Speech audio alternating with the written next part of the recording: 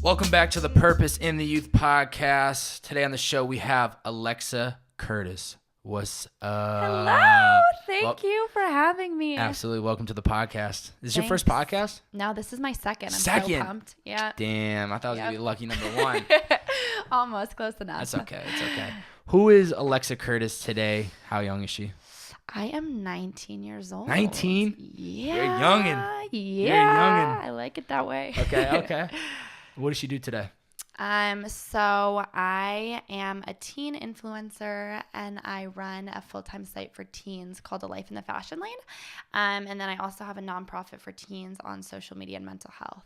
Damn. So for 19, you're juggling a couple of things. Just a few things. Just casually. just a casual roll few and things. stroll it through. I love it. Thanks. Where did you grew up in Connecticut, right? Yeah, I grew up in Eastern Connecticut by Yukon, so super, super small town, kind of like you. What was life like that? It was super shitty, honestly. It was not fun. I hope I can swear in this.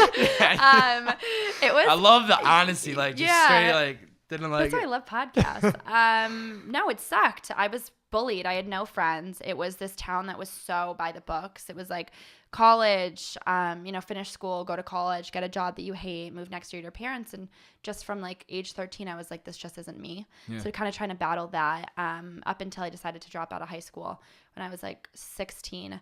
And then I finished online. So it sucked, but it made me who I am, you know. What do you mean by you were bullied? So it kind of started around 12. When I was 7, my dad was wrongfully convicted of a really terrible crime and was in prison for pretty much 5 years of my childhood. So I spent 5 years from 7 to 12 going to a maximum security prison in Cranston. Wow. And visiting him. And that was kind of when I started my blog. And that story made the front page of the papers and on the TV. And my dad is the best person I've ever met. He was proven innocent after, but I mean, it ruined his life. That's 5 years of just, you lose your job, like everyone starts like cutting you off. Yeah. When you're convicted for something that you obviously didn't do. And at that time, wrongful convictions weren't as popular kind of as they are now. Nobody really knew what it was. So the bullying definitely started from there. That made me different in a lot of ways because it was like so public.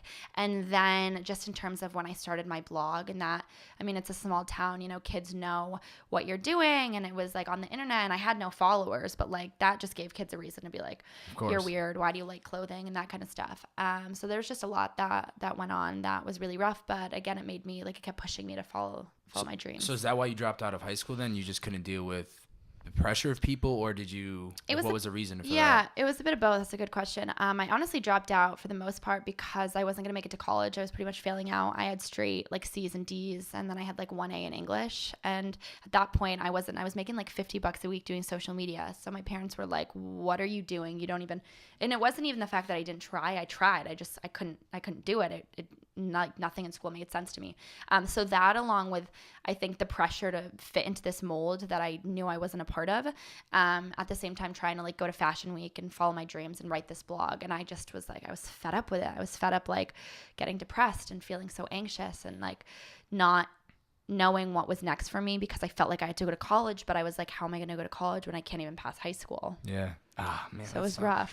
So I would assume then the benefit of this blog, it was pretty much giving you a medium to put out the way you were feeling. Sure. Or I think that's the amazing part of blogs or podcasts or anything creative. It kind of provides a place for you to express how you're feeling. So is that how the blog kind of started to form, or at least start because you wanted a place to talk about what you're going through? Or yeah, I think it's a form of therapy. And I think at the time when I started it, I wasn't aware how much I was going through was kind of going to affect me as I got older.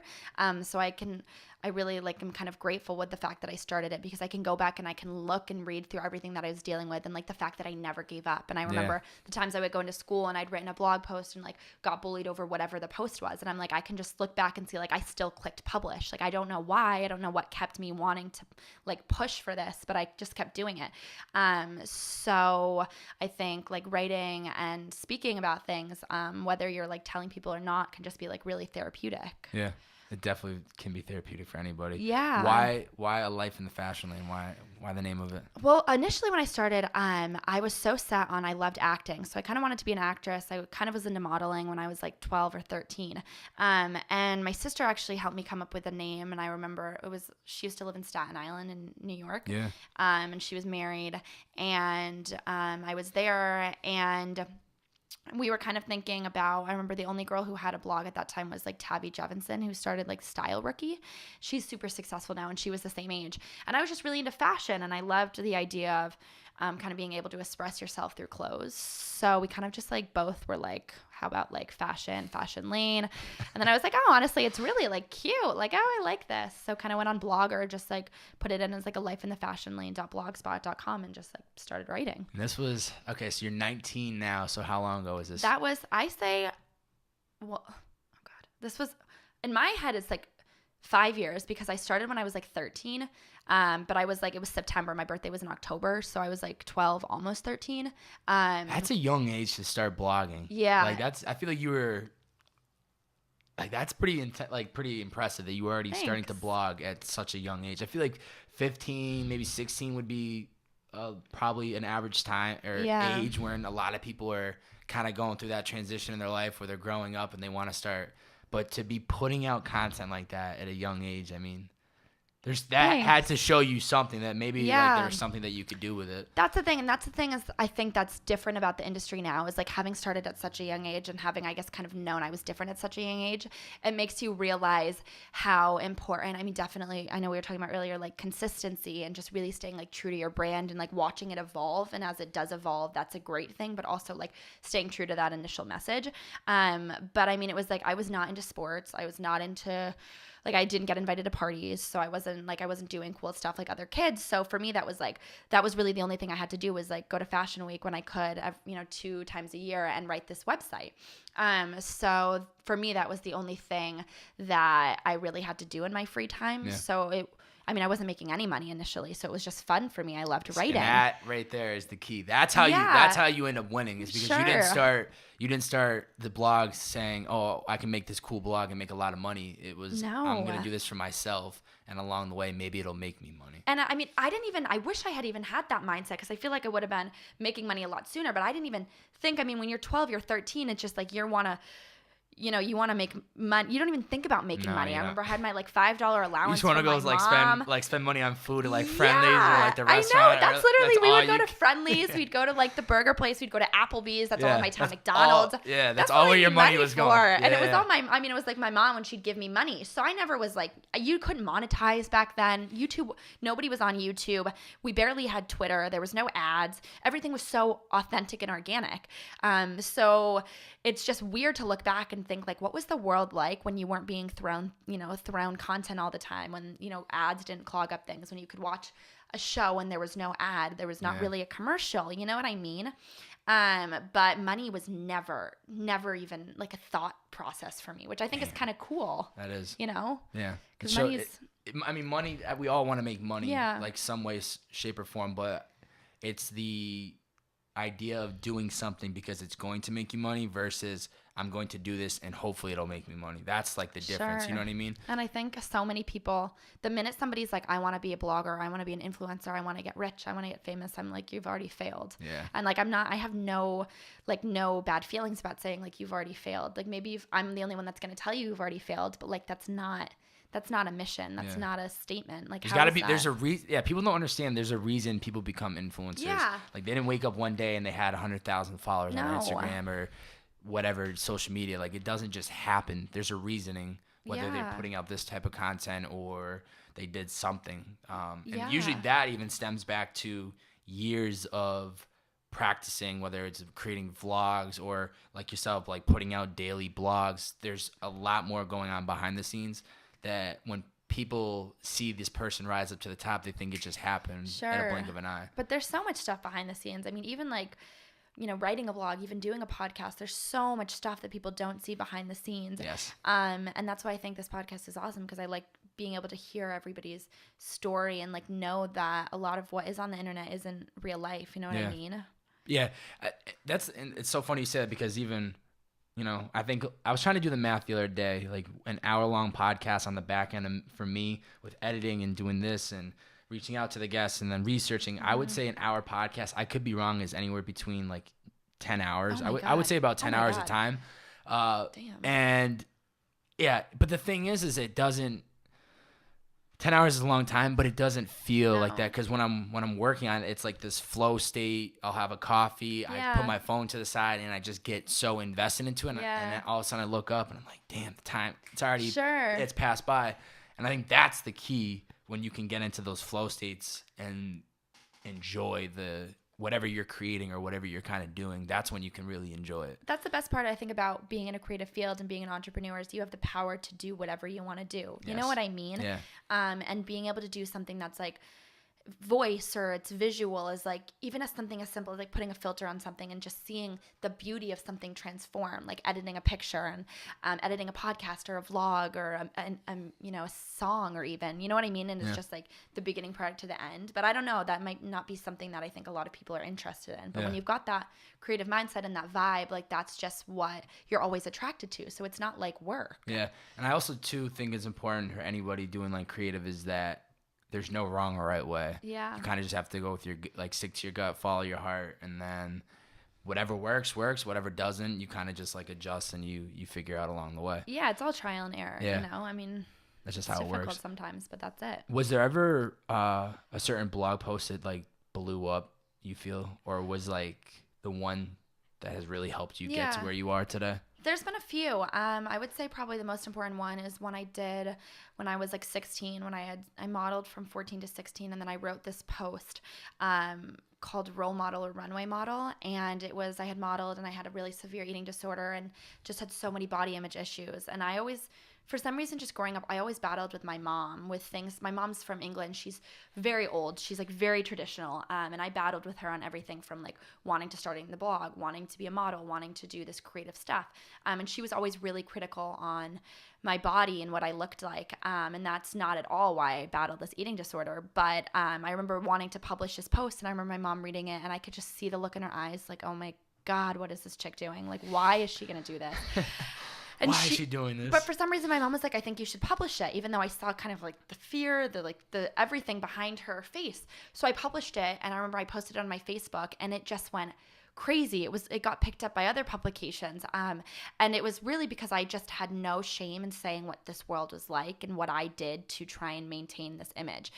So I think that posted really good. And then when I first went on Rachel Ray, and it wasn't, I guess, a post, it was probably like my first TV segment that really mattered. I think that one did really good. And then the most recent one would be the one I did for Rolling Stone on 13 Reasons Why it glamorized teen suicide. So those three are probably the most like critical and important, like monumental so steps. low key, Rachel Ray, Rolling Stone, just a couple like publications. It takes a long time, and I mean, even like the pain, honestly, behind like all of those things, even like, watching 13 Reasons Why and writing that article, like there was so much pain there. Writing the article on, I mean, I just remember crying writing that article on the modeling, because I was like, just, when you think of something and it's your life, and then you write it down or you watch it on video and you're like, oh my God, like who am I? Like what is this person? Like who had I become and what was I doing to myself?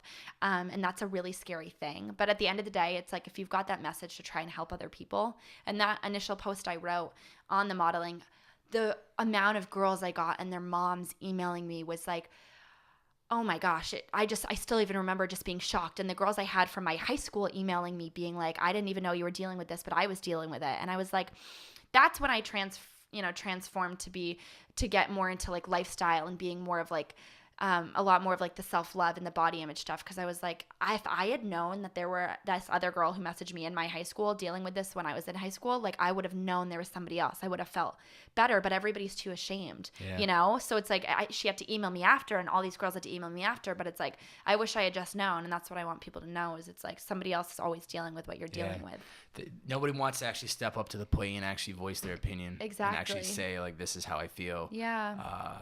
And that's one thing I've tried to just cut out, is just be honest with people. Just tell people the way you feel and own it. Yeah. But I think it's much easier said than done, like having the confidence to actually do that. Totally. it stems back to the way somebody was raised, or if they even had somebody to like grow up with and like bounce off their feelings and all that. Sure. So you mentioned all those, Rachel Ray. You've also been on Good Day LA, Good Morning America, Today Show, NBC Nightly News. Did you actually ever imagine being on any of those? No, I never imagined it. I never, oh my God, even saying those out loud, I'm like, really? I never imagined it. And I never imagined the work that I would have to put in to get on those. I mean, I called the Today Show producer every single day for 12 months until she finally 12 months? Me. And I give you my word. And you can ask any of my friends every single day. And then I finally got like the yes for the segment. How was that? What were you saying? Like, how does that process work? Yeah, it was, I mean, I had found the girl's email online. So this was back when I was 18. And I had found the producer's email online. And I pitched her just a segment every single time. And I kept calling her because it's like, you can't give up. And that was like, this is my career goal, was the Today Show. And I would, once every 3 months, I would get like, no, not interested. Like, and it was just 3 words in an email, no, not interested. And for me, I was like, that gave me the like energy I needed to be like, okay, like there's gotta be. It's being read. The emails are being read. Like they know who I am. And then I started this nonprofit for teens on social media and mental health. And then I remember I started calling every day, and I sent the email every like 4 days because I didn't want them to like get like shut the fuck up. And then I got this random call. I was walking to the gym and I was in New York. I got this random call from a New York number. I remember missing the call and walking out of the gym and being like, oh, and then I listened to the voicemail and I was like, oh no. And I'm thinking like, oh my God, I missed it. Like, what was I doing? Why was I at the gym? And I called her back and they were like, can you come on tomorrow and talk about like this project you started? And I was just like, yes. And that was like, then I was like, it was worth it. Like, let me check my schedule. I don't know if I can make it. I was like, I'm here. And they were like, are you in New York? And I was like, I'm here. Even if I was in fucking Hawaii, I'd be here. So I just was like, but I mean, it makes it all worth it. You know what I mean? Yeah. So I never expected it. But that's the cool thing about life is, what do you really expect? You know what I mean? Yeah, that's what makes it fun. Just that opportunity like that. All it took, and all of a sudden, it shows you. And the fact that you were persistent, always, I mean, not sending it every day, but every 4 days, just to give it a try. And I'm sure just hearing even just 2 or 3 emails back of, all right, so they're reading my emails, but maybe it's just not the right fit. It's not the right fit. And that's where like the patience comes in, I guess. That is the key right there, is the patience. What's the most difficult part about being on national television, would you say? I would say when it's a live segment, when I first did Rachel Ray, it was really scary because there's so many people looking at you, but like actually looking at you. It's not like looking through a monitor at you. They're in front of you. So that was really scary. And I don't even know how to like explain that feeling. It's just how quick you know it's going to go, and having to like kind of think through your words before you go on. And then I would say just the madness that happens before it all happens. Yeah, there's got to be a lot on the back end of that, I would imagine. There's so much. I mean, you know, you get up at like 5 o'clock in the morning and then you have to go in hair and makeup. And then like with the Today Show and Rachel Ray, they send a car. So that's really nice. So then you have a car and you get right in the car and then you go into the dressing room. And then I remember for the Today Show specifically, I had never done a show that was so intricate. There were pages of notes that I got 30 minutes before I was supposed to go on. And I was not prepared at all. I was not prepared, because she was just like, okay, like, you're going to come on, you're going to show up here, send us these pictures. And I was like, okay. And then I get to the studio and there's 10 pages of notes. And I'm like, what? And I remember just like looking at my friend who went with me, Hannah, and she just was like, this is all you. Like, I don't know what you're doing. But then it's like, that was a really cool segment because it was like, that was my nature. Like, yeah, I had talking points and stuff and I had to memorize them 2 seconds before, but it was something that I'm so passionate about. So like, I could talk about that for hours. Yeah, you don't need to prep yourself on it. You already know how to like, you already have your viewpoints and you know exactly what you want to talk about. Exactly. But it's scary. It's really sounds scary. So, and I would imagine even a lot of these podcasts I do, I feel like it's a high. Mm-hmm. And the podcast will be over, the person will leave and I'll sit, like one of my roommates will be like, how the podcast go? And I'm just like, I think it went well. Yeah. I actually don't remember anything that I talked about. And I might have butchered that podcast. And then it's when I play it back before that it comes out. And I'm like, all right, wait, this thing actually has a lot of useful like knowledge. I think that people are actually going to find value to. So I would imagine standing in front of a camera, knowing that 20 million people are probably watching you and seeing all these people around you, it is a high of just like in the moment. I just have to do this. Like it's so crazy that you say that, because that's the exact feeling. And like I black out. Like there are things that I remember definitely, but for the most part you literally black out. Like I can tell like how many things I don't remember from when it happened. I think it's just because I don't know, you just become this different person. Like even filming this, like you just become this like different person. And I think it's because it enables you to like truly embrace your creative side. Yeah. And it's rare that if you're not filming every day, if you're not on TV every day, or, doing the podcast every day, that like you can't always reach that fullest potential. You can reach it in like some capacity, but you can't always be in like your element that's like, this is what I'm meant to do. Yeah. So those times every month, every week, every year that you can be in that, it's like, you want to be in it. Yeah. You know what I mean? Like and if I just could record there. podcasts daily, I would love that. Yeah. If I had the opportunity to go on a You'd be television show, amazing I at would that love too. it. I would love to do it. But it's like you said, you know what I mean? You want to be there. It's just like the timing of it, I guess. Exactly. And kind of knowing. Exactly. I saw one of your recent blog posts.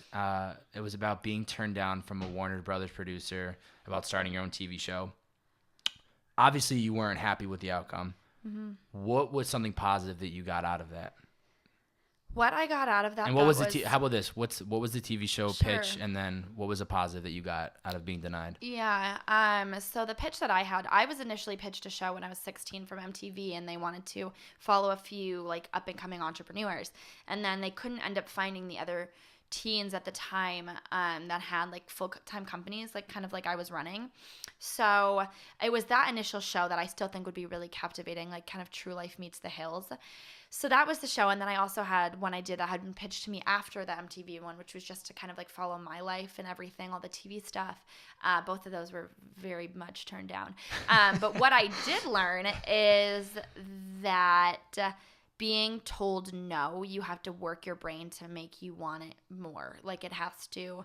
I was so upset, and I don't really get upset, and I'm used to like no's, like the today no for so long, even like always being told no. But to have somebody really sit in your face and be like, you kind of suck, like what are you doing, that was like just a shock. I'm not used to that.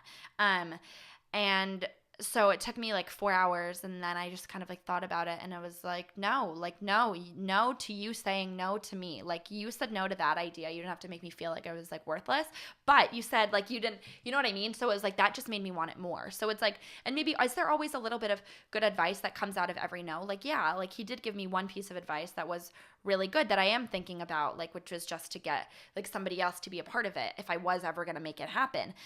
So that's something like, okay, maybe I shouldn't listen to everything you said, and I shouldn't.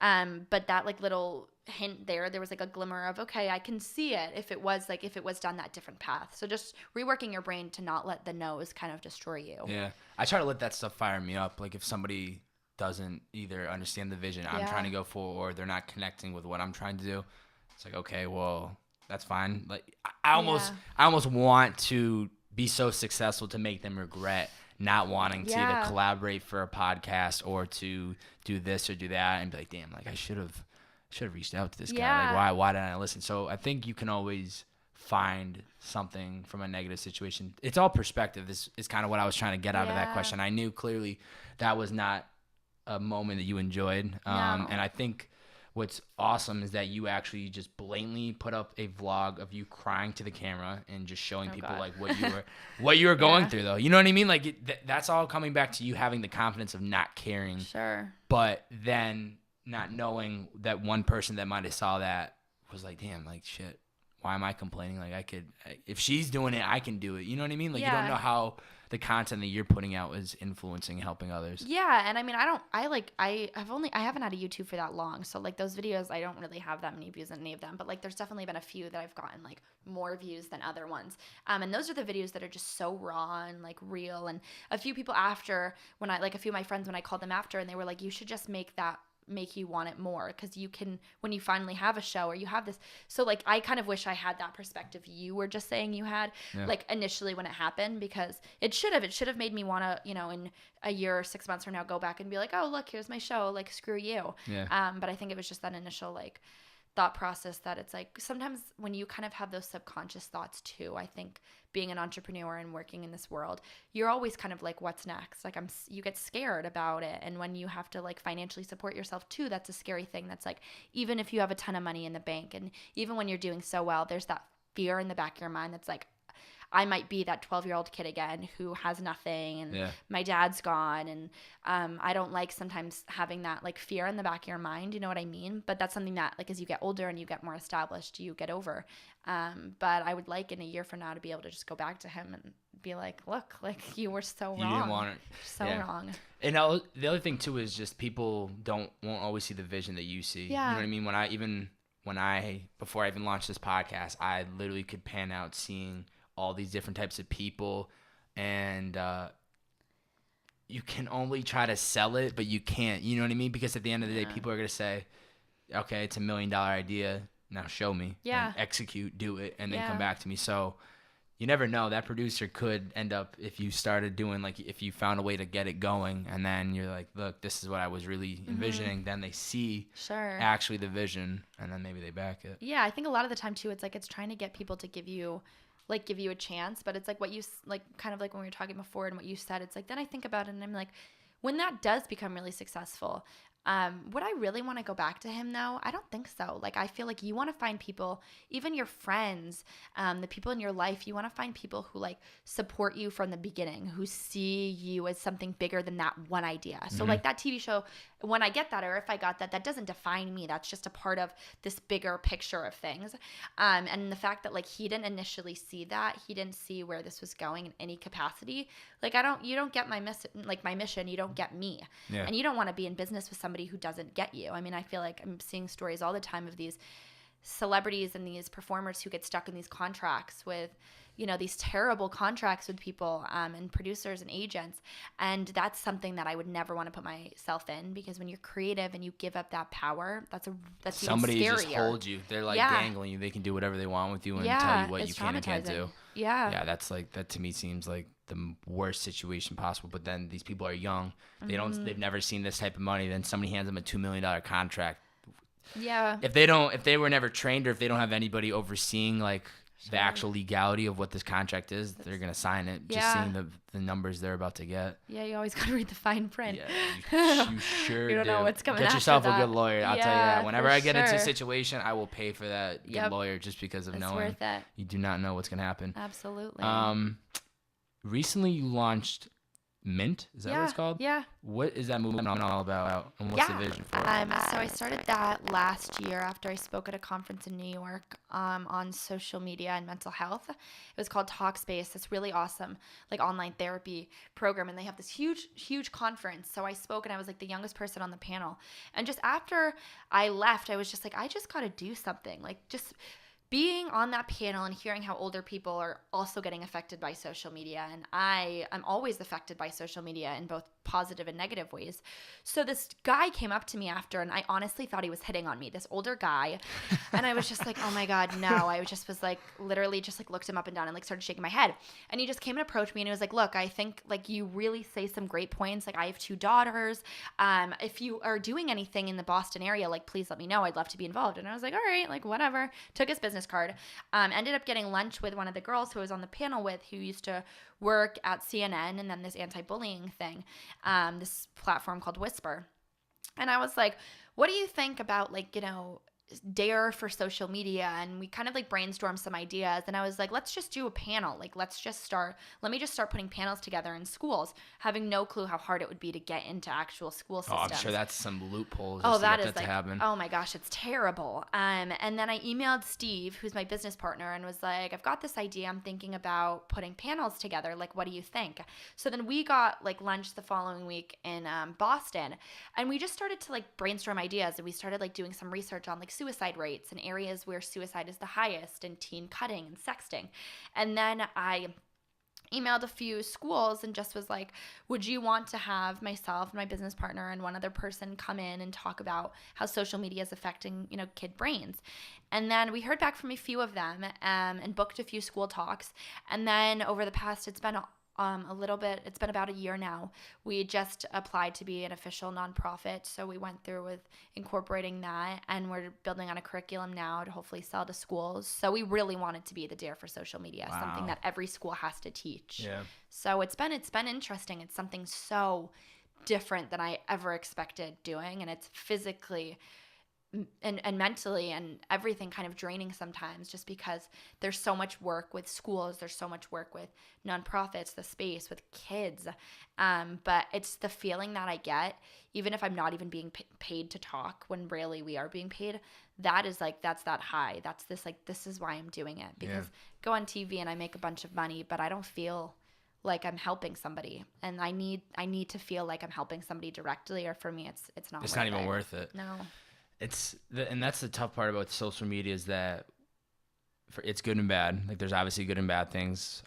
You could say you're all day and debate both sides, but it's the balance, and it's also like, when do you not take things so seriously? Like, when people comment or just say stupid shit, I don't get caught up in that stuff, because I'm fully like confident in who I am, and I feel very fortunate that I can walk outside and feel 100% comfortable in my own skin.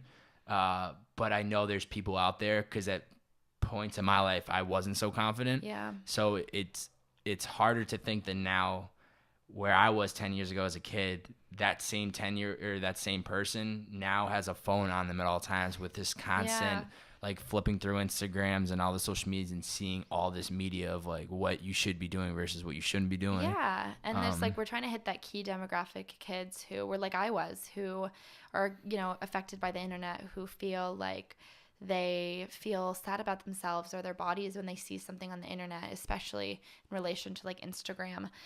So we're trying to hit that demographic of teens who really just need to know that like, it's okay, whatever they're dealing with. Something that's not talked about in schools is like sex ed. And I don't know why that's why that's never talked about. So I've get girls emailing me all the time, and I'm like, the fact you don't know about it, like you don't know about your bodies like you should, that's a crucial subject that needs to be talked about. We can't actually talk about that in school talks, but like I try and weave it in as much as I can, because there's just so much that kids need to know about themselves in relation especially to the internet, and they're not being taught about any of it. So yeah. So when I was doing some of the research for this podcast, just going through like your social media, your Instagram and all that, very energetic. You're very out there. You love it. You're having a good time. There was one video that I was dying. You were like flashing a chocolate muffin that you were eating before you were going to the gym. Oh yeah. So it was just like, you're like, yeah, I probably shouldn't be doing this, but you just didn't care. What do you credit for giving you all this confidence? Growing up on the internet. I think that is a huge thing for me. And I think having these small ounces of success, getting older, this success in terms of financial stability, being able to live the life I want to live. And that's given me the confidence that I think I needed to be able to keep following my dreams, because like I said, I was just this kid who was so insecure and so scared about so many things, and just being able to see what, the world is like, being able to travel, being able to go to, bad parts of the world, places that are doing so poorly in third world countries, as well as being able to go to amazing parts of the world like Los Angeles and Beverly Hills, and seeing both sides of things. That's given me just this perspective on life, and just this mindset that like, yeah, you have to eat that cupcake, because like you literally could die tomorrow. Like I could die in an hour from now. You know what I mean? And like, then I feel like I'd be like, I'd regret it. And I feel like you don't want to regret any part of your life. But I think confidence is something that just comes with age and getting older and growing into yourself. And it doesn't mean that every day, I mean, I would be lying if I said every day I wake up and I feel like I look great and my body looks great. And even after the gym, I have times where I'm like, I wish something was different, but that's just life, and you have to realize too that like it's just your body. Like, who's really paying attention? Who's paying attention really to anything about you? You know what I mean? Unless you're like on the cover of Sports Illustrated, which is not what I'm doing. So you might be there next month with the chocolate muffin. If they're talking about like social media and body image, but it's like who really cares? Yeah. I think it's just a balance too of enjoying your life, eating what you want, and then also trying to maintain and actually like be healthy. You know what I mean? Like there's a fine line of cutting out and not eating any sweets and not eating pizza for months on end versus somebody who eats pretty health conscious during the week and then on the weekends allows himself to like that to me is the balance. Like I try to treat myself the Monday through Friday, like eat clean, like just get into the routine, and then the weekend kind of just enjoy myself, pizza, like cake or whatever it may be. But it's just balance. I feel like it's like all balance. And I've met like, I mean, because a lot of the TV segments I do, I have to have models that I fit and I'll talk about them. And so I've had girls who are so underweight and I try not to have them. You pick the but models? I usually pick them. Sometimes they'll be picked for me and then I don't really have control over what they look like. So those are sometimes difficult because I really try and like, I'm very adamant and strict about like the healthy body image. But I've had girls who are plus size, they're curvy and they are so happy with their body. They're so much happier. I'm like, I almost sometimes want to be like as happy as you. And then I've had girls who are like, you know, I think being like a female too, you look at other girls sometimes and you're like, oh, like she's got better legs than me. Like her stomach's better than me, but they're miserable.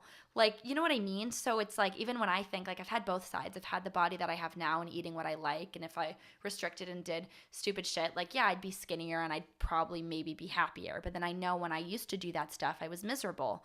And I waited every day for that cheat week where I would eat that cheat day where I would have like, you know, my every Sunday, like just eat everything in sight, literally. Give me this, like the chicken and waffles, the burgers, like, and have 15 of them. And then I remember being like, oh, I probably shouldn't have done that. But like, that's like, why not just eat that like throughout the week? So you don't have to like your life's not ending. Like, I don't need that. Like, I don't need to wait anxiously for that like one day a week. It was just stupid and I wasted my time. Yeah. Like these people, honestly, like some of these dudes who I see at the gym, like how do y'all have so much time to spend 3-4 hours a day at the gym?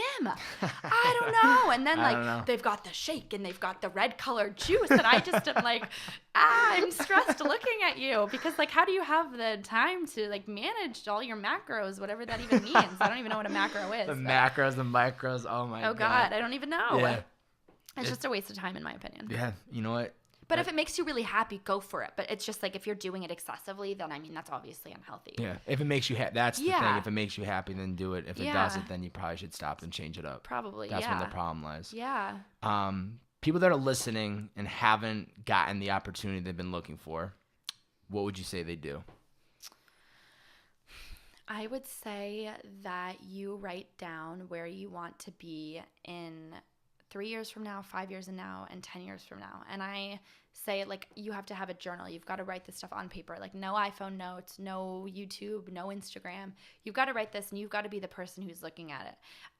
Because for me, having something that I can physically write down and look at is so crucial to, I think, success. Because it's even as simple as being like, you know, writing down a list of tasks you have for the week and being like, pay rent, go to gym, like meal prep, being able to check those things off. It's like, so then when it's like, when you get to bigger things, like buying an apartment, check, like buying a car, check, like those are things that you're like, okay, like this is how I'm getting to where I want to go and how do I get there? So that was for me, even when I was younger and wasn't even making money in anything, having that goal in front of me and like knowing like something, you know, even like unrealistic, not even unrealistic goals, but a goal like what you want your house to look like, what you want your wardrobe to look like, your closet to look like.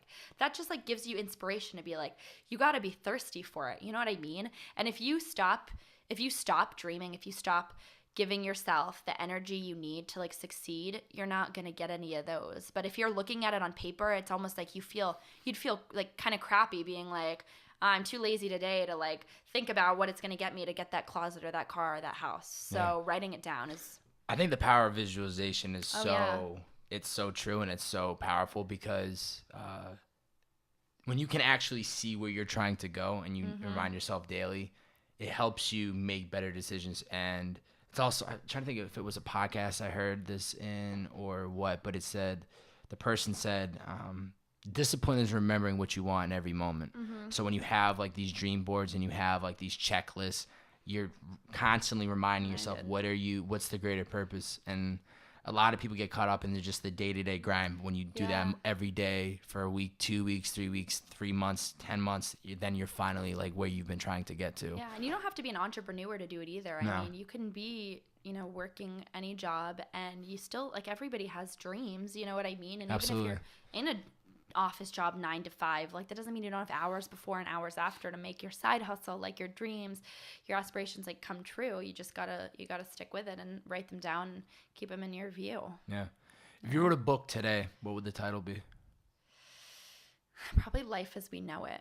I started writing a book, and that's not the title for it, but I started writing a book that I'm about halfway done with, and I have a TV pilot I wrote 3 episodes of, and that was called Life as We You Know It. wrote what? TV pilot. How does one even go about that? That sounds A lot of like learning how to organize like a pilot, because I just thought it was like writing a book, but it's actually quite different because I'm submitting to a Sundance like festival. Yeah. So I started writing it, and we've got like 3 episodes. I've got 3 episodes done. And I changed the title to Life as We Know It, and I just think that that's kind of a cool title, because I feel like everybody's got this life as you know it, and then when you do different things and you start like growing and other opportunities happen, it's like that's the life you used to live, and this is the life now, and then there's going to be a life in 3 years from now, and they're going to be so different, and it's just so cool to me to think about. You know what I mean? Like being able to think about what you used to be like and how you grow as a person, and how you, especially when you follow your dreams, how they can take you somewhere.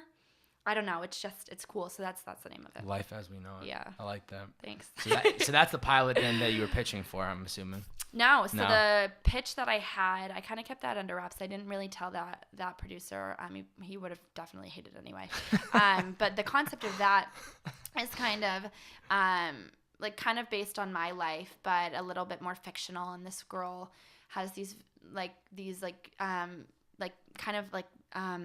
quick time videos that she films on like her laptop, and she's like depressed and she's like manic, which is not me. I don't deal with that, luckily, but she ends up getting one of the videos released, and she becomes this overnight celebrity, and she battles all of these different things, and like moves to California and becomes a millionaire. And it's just this story of just kind of like what life was like, and then what it's like now. So that's what it is. So hopefully that would be really cool if it got, picked up. If it became something. But you never know. Might see it on Netflix in like 2 years. That would be really cool. There's nothing else out there like Life that as We right Know It now, then. That would be pretty amazing. Yeah, so that's really cool to think about. Yeah. But yeah. What's something you've been wanting to try but still haven't had the chance to do? Wakeboarding? Wakeboarding. Is that it? That's what it's called, right? When you like are on, that's I like. Like on a boat, holding on to like. No, but the thing that they have on the water where you like skid on the water, it's like you're standing on it. Yeah, no, but you're like, isn't it like you're holding on, like the boat's pulling you? I think there might be 2 different. That is wakeboarding, I thought. No. Is it wakeboarding? Because then they have the other thing that's like the piece of equipment that you like glide on the water. Skimboarding. Skimboarding. You want to do skimboarding? Yes, I want to do skimboarding. Have you done it? I've fell a lot of times doing it. That's what I want to do. Yes, I'm glad I know the name of it. So you're gonna pick it up when you move to LA? Yes, that or surfing would be really cool. Surfing. I like paddle boarding. Yeah. And then besides that, I would really like to, honestly, like I'd like to start competitive boxing. Okay. I know that kind of sounds weird, but I'm really into boxing. I've been doing that for like 2 years. And I know this other chick who's this really well-known model. Her name's Mia King, and I've interviewed her a few times and had her in some Mint stuff. And she does professional boxing, and she goes to Thailand a lot and does it. And I just think it is so badass. Like, she is so attractive to me. Like, I don't know. I think it's just like, it's so sexy, the fact that she's like this strong person, and she's also like a model, and she boxes, and like, I just think that's so kick-ass, you know what I mean? And there's not enough people out there who are like, who can be like, you know, they can like kind of let some of that like feminine side go, because it's like when you're in the gym, like when she's boxing guys and stuff, it's like she's not her face anymore. Like she's not her, it's all based on like how she performs. Yeah. So I would really like to start doing that. Do it. Yeah. You got to do it. I know. You got to do it. You got nothing holding you back from doing it. I know. This is when I flip the rule. I allow my guests to ask me any one question. It could be about something we've talked about today, something you want to know about me, any one question. Got it. Can I just ask you one? You can ask me. It's supposed to be only one question. It's only supposed to be one. You can ask 1 or 2 if you have a second one, but 1. Okay, I have 2. You can ask 2. I had them. They like left my mind. 1 sec. Can I think about this for a sec? You can think about it for a second. I've had it. Okay. I'm going to ask you 2. What is the one trait you think anybody needs to be successful in being an entrepreneur? That anybody needs?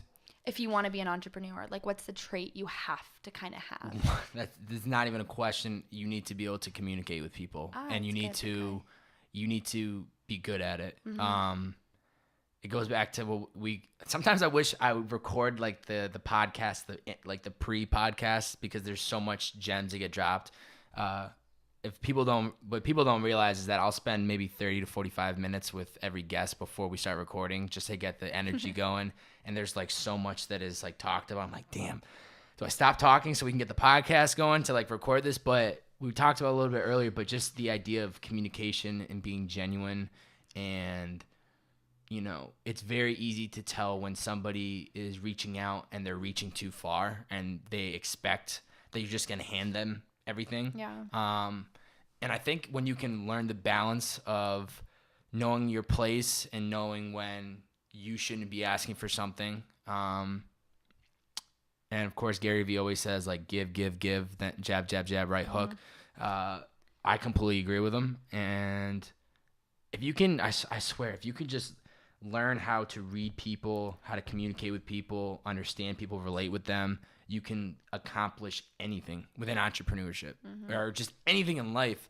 And that's what Uber's taught me, because I get random strangers coming into my car 3 or 4 times in an hour, and to me it's like a game. Like I'm getting paid to drive them from A to B, so why not try to get something out of this? So I'll try to read them. Like I'll try to get inside their head and see like what they're all about and what's like what gets, you know, what motivates them. What are they trying to accomplish?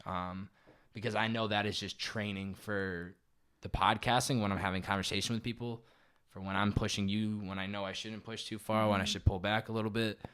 But at the end of the day, if you can communicate with people, the sky's the limit. That's good. The sky is the limit. Yeah. I swear that's the key. I got one last question. Where do you see yourself in 10 years from now? Oh, man. It's funny you're asking me that. Have you been asked that? I hope nobody's used my question before. The 10 years I've definitely gotten asked. I think it was 2 years though. I read 10. I got 2 years. 10 years. 10 years. It's so funny why you're asking me this, or the fact that you asked me this, because you're gonna see in a minute. But 10 years from now, I'm gonna be kicking ass. Who knows? This podcast will probably still be rolling. Who knows? Can't say it will. Can't say it wouldn't. But I would say just doing everything that I'm dreaming of doing right now, traveling, impacting a lot of people, having a platform to reach out to like lots of people, having an amazing YouTube channel / social media, whatever pops up by then. I wouldn't say being an I don't want to say I want to be an influencer. I just want to have a voice for the right reasons. I think what I think is amazing about this entire process of like the podcasting is that I'm documenting, even though every episode is about the guest. Yeah. There's times where obviously I relate to certain things and I talk about my own lifestyle or what I'm doing in my life, but this has so much been a documentation of my life. Like, especially like listening to my very first podcast to the 40th, it is a completely different person. The first podcast, I'm just like, hey guys, what's up? Like, this is my podcast. That's crazy. I was like nervous. When I put it out, I was like, this is the best podcast ever. I was so confident in it. And then I look back, I'm like, damn, I didn't really know what the hell I was doing. And then to see where I'm at now, it's crazy. Like we were talking about earlier, just like seeing the progression. So I can't say I know exactly where I'm going to be in 10 years, but I would say I love being in the spotlight. I want to get into TV one day. I think that would be so much fun. I think I want to try acting at some point, modeling, like anything that's like creative and like forcing me to put myself into uncomfortable positions, like being on TV, being on like live radio. I don't know. It's like we talked about. It's like a high. Yeah. I think it's fun, and I'm very confident with what I say, and I don't care if people think I'm definitely not the smartest bulb in the bunch, for sure not. But it comes back to communication. I know how to relate with people. I know how to put like my foot or how does it go? My feet into their shoes. However that saying goes. I butcher so many sayings like this. But I'm able to relate with people. So I don't know, in 10 years, I'd love to continue to do something within this realm and just be fun. I don't know. If I'm getting paid to do something like this one day, that's a dream come true, because like I like to talk. Yeah. It's like friends of my family. We all just like to have conversations. So if you can get paid to essentially just talk to people about like what motivates them and what makes them happy, I think that's inspiring. That's the sky the limit. But it all comes down to what everybody wants and needs. Like this, what I want isn't the same thing that you might want or that somebody else might want. It's just understanding what do I foresee for the future? What am I good at? And what do I think I can bring to the table? And then just kind of like trying things and figuring out what works and what doesn't. Yeah. So I don't know. You're going to be Good. powerful. And We'll see. We'll see. Get me on the Today Show and then we'll see what happens. So closing questions. Picture frame on the wall. 10 years from now, what and who do we see within the picture frame? Is this on your wall or my wall? This is going to be your wall This of is you. my wall. I was you. gonna say, I'll be on your wall and you can be on my wall. This is going to be of you. You in 10 years from now. I'm going to go the cliche as hell route. It's going to be me in a big office in New York, and it's going to be all white and black aesthetic, and I'm just going to have like 15 boxes of cupcakes and a huge cup of coffee and a bottle of champagne, and it's going to be like I'm going to be in sweatpants and a sweatshirt, and that's going to be on my wall. Wow. And I think that would be like the epitome of success, in my opinion. Yeah. Yeah, and having people surround you who you work with and who work for you, who like actually like you, who like working with you, and have good things to say about you. Because I hate when people are like, I hate my boss and I hate Oh my God, that's people the I work with, worst. and that's like miserable, you know. Yeah. You got to make it enjoyable for who's working for you, especially. Yeah. Yeah. I think to make that happen, it has to be one. You have to have people that obviously believe in the vision and whatnot, but you have to invest in these people too. Yeah. I see so many CEOs or bosses or entrepreneurs that have people working for them, and you just they don't reciprocate the love, and I don't understand why people don't, because at the end of the day, you are paying these people money. Yeah. You should understand that they could just slack off when you're not looking, or they're going to work twice as hard because they actually genuinely believe in who you are and, what you're doing. So I don't understand how these people don't. I think it's when money comes into things, and I've seen that even with myself. And when I'm paying somebody, that can be just this tricky line, because it's like, as much as you like somebody and somebody likes you, like you're paying somebody, and it's like if they can't perform or something goes wrong, then it's like, okay, I really like you, but like this is also like when you own your own business, it's like your baby. So it's like, how do you nicely be like, you cannot screw up again because you screw me up when you screw up. But you learn, and it's like the fun part of it sometimes, being like, it makes it your a own game. boss. It kind of makes it like a fun, interesting game. Yeah. Where can people find you on social media? So my Instagram and my Twitter at Alexa_Curtis. And then my blog is www.alifeinthefashionlane.com. And then the Mint social media is just at Mint, NAV, Mint Nav. Beautiful. Last question for you. Sure. What 2 to 3 pieces of advice would you give to somebody trying to find their passion or purpose and haven't necessarily found it just yet? Yeah, that's a really good question, actually. My number one piece of advice, depending on what age you are, is figure out if you're in college. And I know a lot of people in college and they're so miserable and they're like, how can I drop out? If you can financially stay stable for at least 5 years and you feel like you can drop out of college and you've got this genius idea, you have to believe in yourself, even if nobody believes in you. And I'm not the kind of person to be like, drop out of college, like, da-da-da. But I genuinely think that if you have an idea and you can financially support yourself for at least 5 years, I say drop out, because you could always go back to it. So I would say if you want to, drop out if you can. And then my second idea, my second piece of advice would be find those 2 to 3 friends in your life who you can call regardless of anything, because they will change your life. When things go wrong and you don't have somebody to call, you get so depressed and it makes the process so much harder. And you don't need know a bunch of people. I always say that, I know a bunch of people, but and I think it's great to know a bunch of people and have everybody's number, but you don't need 100,000 people you can call when something goes wrong. You need that even 1 to 3 people. That's great if you have 10 people that are always going to be there for you and you're always going to be there for them, because that just makes it a lot easier. And then my third piece of advice would just be, honestly, probably just stop caring what people think. Just give yourself enough credit. Even if you're not doing anything, even if you're super confused, just start writing things down. Start taking pictures. Everybody's good at something, whether it's scrubbing toilets or whether it's making food or whether it's writing a blog post. Everybody's good at something. You just have to experiment enough to do that, Stop wasting money on materialistic stuff and start getting out in the world and driving around, doing Uber, like meeting people, traveling places, like going broke because you buy a plane ticket that teaches you so much about something, and you meet one person who's going to help you do something. So those would be probably my top Put the 3. money towards things that are actually going to have some type of return to you. It doesn't have to be an item, but experiences. Yeah. That to me right now is the biggest thing. Spend money on experiences, and if it's something that you enjoy in the moment, you can't really regret it. Exactly. But it's like tangible items like can go and can be out of style and can be broken, and that's it. But like the mental piece of like knowing you went and did this and you can tell that story for the rest of your life is priceless, I guess. Yeah, and it's great too when like in 10 years if you like follow that dream and you do that thing, then it's like you have so much money you can buy that material item, but it's like just wait until like you cannot even care about it and somebody else your assistant can go and buy it for you, you know what I mean? It's like spend it on like the crucial stuff that makes you the person you want to be. Absolutely. Yeah. Well, Alexa, thank you for coming on the podcast. Thank you for having me. Absolutely. We'll catch you guys next time. Bye.